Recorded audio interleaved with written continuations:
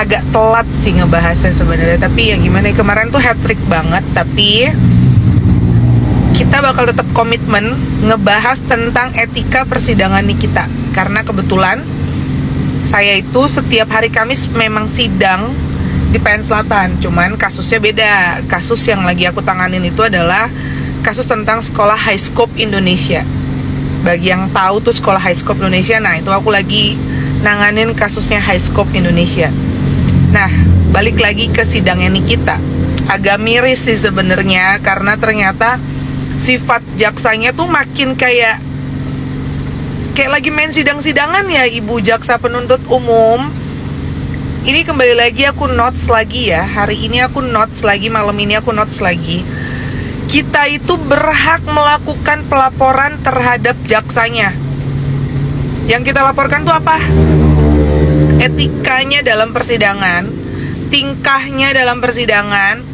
Dan kan banyak banget disorot media tuh tentang sikap dan tingkahnya si jaksanya ini. Ayolah kita bareng-bareng laporin gitu loh. Jadi kalau misalnya ada yang mau melaporkan terus butuh kuasa hukum, laporin aja. Karena sebenarnya yang dilakuin sama jaksanya itu tuh melanggar banget nih ya. Kalau misalnya kalian tuh bisa search apa aja sih etika yang harus dilakukan dalam suatu persidangan. Wajib menghormati institusi pengadilan seperti yang telah disebutkan di atas. Berarti etikanya. Lalu wajib menaati semua tata tertib yang berlaku dalam persidangan. Dilarang berbicara dengan pengunjung lain selama sidang berlangsung.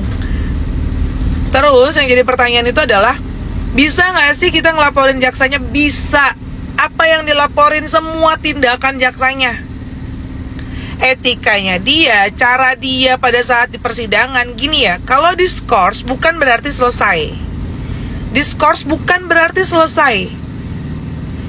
Terus yang dilakuin sama Ibu Jaksa Penuntut Umum pas lagi tahu diskors itu malah yang kayak yang satu maksa makein rompi, terus yang satu ngevideoin. Maksudnya kita dalam sidang aja itu kadang dilarang gitu loh mainin handphone. Terus Ibu Jaksanya tuh dengan santainya tuh yang kayak ngevideoin. Ibu, aduh come on. Kita tuh lagi sidang. Baju ibu yang coklat itu beserta jubah ibu itu tuh sangat berharga banget. Kalau ibu begitu anarkisnya, lalu kemana fungsinya hakim pada saat melihat keributan seperti itu? Kemana? Diem doang. Kayak agak rada-rada aneh sih. Tujuannya apa sebenarnya? Kita itu kalau berisik aja ya, kalau lagi dalam sidang, kita tuh suka dibilang sama hakimnya tuh yang kayak, mohon tenang, mohon jangan, yang tidak memiliki kepentingan jangan berbicara. Ini tuh kayak hakim udah ngelihat chaos, udah ngelihat ribut, tapi dia malah diem gitu kan. Terus pada saat posisi diskors, hakimnya pergi aja, ninggalin gitu aja. Terus yang kedua yang perlu lagi digarisbawahi nih, selain etika dalam persidangannya,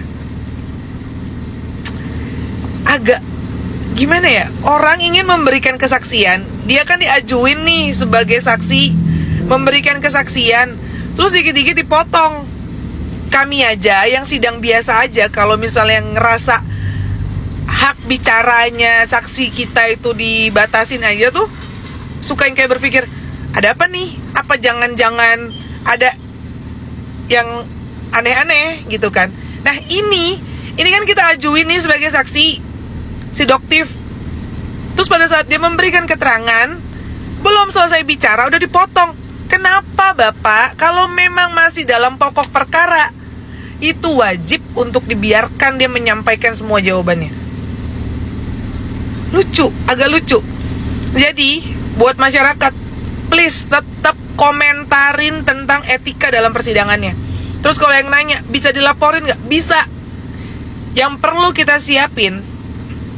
siapkan bukti-bukti yang ada. Terus yang kedua adalah buat laporan tertulis.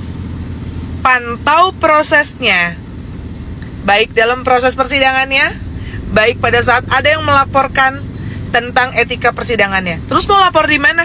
Lapor ke MA ataupun Komisi Yudisial. Karena udah nggak, Miris sih, miris banget ngelihat persidangannya kayak dibikin mainan dagelan. Hak suara dicabut. Ini kan nggak perlu kita jelasin ya, Bapak Hakim dan Ibu Jaksa. Pada saat persidangan nggak dicabut ibu haknya untuk berbicara dan menyampaikan pembelaannya. Terus yang lucu tuh saksinya juga nggak boleh bicara secara bebas. Terus apa yang mau dipakai? Apa yang mau dijadiin kesimpulan? Nggak boleh dong kayak gitu. Dan kali ini gue bilang sama kalian semua, laporin jaksanya, laporin etikanya, karena udah nggak seharusnya etika persidangan kayak gitu. Kalau bukan karena kekuatan netizen, nggak akan mungkin kebongkar. Dan asal kalian tahu ya, di belakang itu, pada saat nih kita mau keluar dari ruang tunggu tahanan, menuju ke persidangan, sifat-sifat dari jaksa-jaksanya itu juga agak sedikit unik. Kan tempat umum loh, kan gak semuanya pendukung Nikita. Kami yang sidang pun melihat kok tingkah ibu dan rekan-rekannya kayak gimana. Jadi come on lah ibu, kita bukan negara Konoha. Dihilangkanlah label negara Konohanya itu. Jangan kayak gitu. Kalau bukan di persidangan, kalau enggak di persidangan bisa lurus dan tegas, terus kami mau minta keadilan ke siapa? Apalagi kami para praktisi hukum. Besok-besok kami malas dong sidang. Malas dong kami kalau harus beracara di pengadilan. Kalau ternyata hukumnya bisa dibeli, atau mungkin hukumnya bisa titipan. Jadi hati-hati sedikit bagi para penegak-penegak hukum. Berdiri di tengah-tengah, jangan pernah timpang sebelah. Kalau memang betul yang ingin Anda buktikan, buktikan. Dan kami juga berhak untuk membuktikan versi kami. Dan tolong Ibu Jaksa Penuntut Umum yang cantik, etikanya besok-besok jangan kayak gitu. Emang gak malu disorot sama wartawan? Malu kan? Dan netizen tetap kritisin persidangannya kayak gimana, karena proses persidangannya banyak yang janggal. Kita sebagai masyarakat berhak melaporkan mereka semua. Bye-bye.